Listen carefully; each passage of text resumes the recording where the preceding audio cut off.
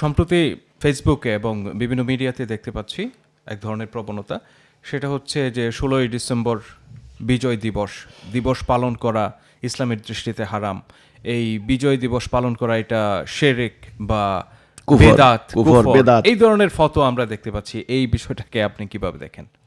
দেখেন, যে কোনো বিষয়ের আপনি যদি আমাকে বলেন ইসলামের দৃষ্টিভঙ্গি থেকে কিভাবে দেখেন, জি, তাইলে এর ব্যাখ্যা হবে একরকম। আর যদি চলমান বর্তমান রাজনৈতিক সিস্টেমের দৃষ্টিভঙ্গি থেকে আপনি কিভাবে বলেন, তাহলে এর উত্তর হবে একরকম। আর যদি এখন বাংলাদেশে যে রাজনীতির ধারা চলছে, ট্রেন্ড চলছে, anti Indian sentiment, anti Pakistan sentiment, অথবা pro Indian sentiment, pro Pakistan sentiment, এই দৃষ্টিভঙ্গি থেকে আপনি কি মনে করেন, তাহলে এর একটা নানামুখী ব্যাখ্যা হতে পারে। তো যাক, আমি ওই বিষয়গুলি পরে আসছি। এটা আমাদের জাতির জন্য একটা দুর্ভাগ্যজনক ব্যাপার। প্রত্যেকটা ব্যাপারে একটা কন্ট্রাডিক্টরি এক্সপ্লেনেশন এ পর্যন্ত চলে আসছে। প্রত্যেকটা ব্যাপারে আমি দেখলাম না সর্বজন স্বীকৃত, সার্বজনীনভাবে গৃহীত, যেটা একেবারে সত্য, যেটা ট্রু, মানে হিস্টোরিক্যাল ট্রুথ বলা হয়। জাতির সামনে জাতির জেনারেশন সেটা শিখবে, জানবে, বুঝবে, তা হলো না এ পর্যন্ত। আমি যদি বলি প্রত্যেকটা ব্যাপারে, যাই হোক, আমি স্বাধীনতার প্রসঙ্গে এই উত্তরটা আমি আপনাকে পরে দেব, যে বিতর্ক আমাদের এখানে চলছে। তো প্রশ্ন করেছেন ধর্মীয় দৃষ্টিভঙ্গি থেকে, জায়েজ এবং না জায়েজ, শিরিক, কেবল শিরিক, জাতীয় দিবস, জাতীয় পতাকা, জাতীয় সঙ্গীত, এগুলো শ্রদ্ধা করা, সম্মান জানানো, ফুল দেওয়া, এগুলো শিরিক। শিরিকের এখন বর্তমানে নানা ধরনের ব্যাখ্যা চলছে। এগুলা ব্যাখ্যা, সূক্ষ্ম ব্যাখ্যা, অতি ব্যাখ্যা করতে করতে শিরিকের প্রকার ভেদ করেছে। আপনার আমালিয়ান শিরিক, থেকে আদান শিরিক, শিরিক প্রকার ভেদ, আকিদাগত শিরিক, আমলগত শিরিক। আচ্ছা, এটা গেল একটা। যেমন না বলেন যে কবরে মোমবাতি দেওয়া শিরিক, মরা মানুষের নামে কোনো কিছু মানত করা শিরিক, কোনো অলিয়া উলিয়ার মাজারে যাইয়া কোনো কিছু চাওয়া, ভাগ্য পাল্টানোর, এটাও শিরিক। তাই শিরিকের ব্যাখ্যা এটা। কিন্তু আমার যেটা কথা, সেটা হলো আল্লাহ কোরআনে বলেছেন যে তোমরা কি আমার কিছু মানবে, কিছু মানবে না। আফাতুক মিনুনা বিবাদিল কিতাবে ওয়াতাকফুরুনা বিবাদ, কিছু মানা, কিছু না মানা। আমি বলি এটা হলো শিরিক।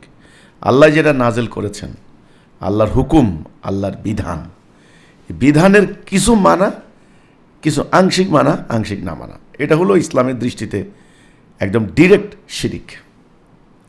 এর মধ্যে ওনারা অনেক ব্যাপার আছে, যারা ইসলামের স্কলার, ফকি, পণ্ডিত, এরা বলছে যেমন আল্লাহ তাআলার সিফতের সাথে কাউকে শরিক করা, এটা এক প্রকারের শিরিক। আল্লাহর যে মূল যে নাম এলাহ, আল্লাহ ছাড়া কারো উপাসনা না করা, উপাস্য বলে মনে করা অন্য কাউকে, এটাও এক প্রকার শিরিক। এটাও কিন্তু শিরিক। তো শিরিকের প্রকারভেদের মধ্যে যাচ্ছে।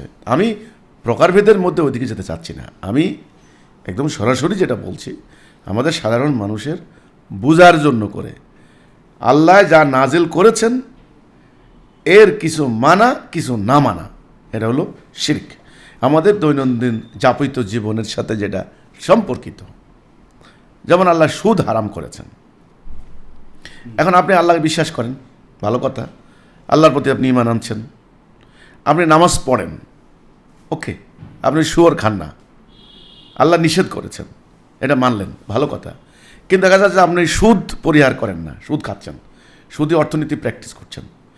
এই যে আপনি শুয়োর খেলেন না কিন্তু সুদ খেলেন, আংশিক মানলেন, আংশিক মানলেন না, আমি বলবো এটা হলো সবচেয়ে বড় শিরিক। এই এখন আমাদের জাতীয় দিবস, বিজয় দিবস, এই দিবসগুলি পালন করা শিরিক, যারা আলেমরা বলছেন, এটা এক অর্থে বলতে কি, যদি আপনি এটা মনে করেন যে সারা পৃথিবীটা আল্লাহর হুকুমের আন্ডারে থাকবে, এটাকে টুকরা করে কোনো একটা ভূখণ্ডে আলাদা করে নিজেদের নিজস্ব পতাকা উড়ানো আল্লাহর বিধানের বিরুদ্ধে, তাহলে অবিসম্ভাবী রূপে এটা শিরিক হইতো, এটা হয়। ধরেন যদি পাকিস্তান ইসলামী রাষ্ট্র চলছে, ইসলামের আইন চলছে, আমি কিন্তু ইসলামী দৃষ্টিভঙ্গি থেকে বলতেছি, ইসলামী রাষ্ট্রের প্রত্যেকটা নাগরিকের তার শাসকের আনুগত্য করা ফরজ। আতিউল্লাহ আতিউর রসুল আউলিল আমরি মিনকুম, আল্লাহর আনুগত্য, রসুলের আনুগত্য, অলিল আমরের আনুগত্য করা ফরজ। আল্লাহ কোরআনে বলছেন আনুগত্য করো। অলিল আমরটা কে?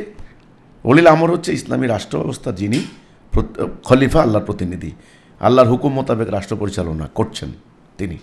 এখন পাকিস্তান যদি আল্লাহর হুকুম মোতাবেক পরিচালিত হইতো, সেখানে 71-এ আমরা আলাদা হইয়া, এখন আপনি ওই সরাসরি এটা বলে কোনো লাভ নাই, এটা অর্থহীন আসলে, এটা ইসলামের দৃষ্টিভঙ্গি থেকে যায় না, কোনো কিছুই যায় না।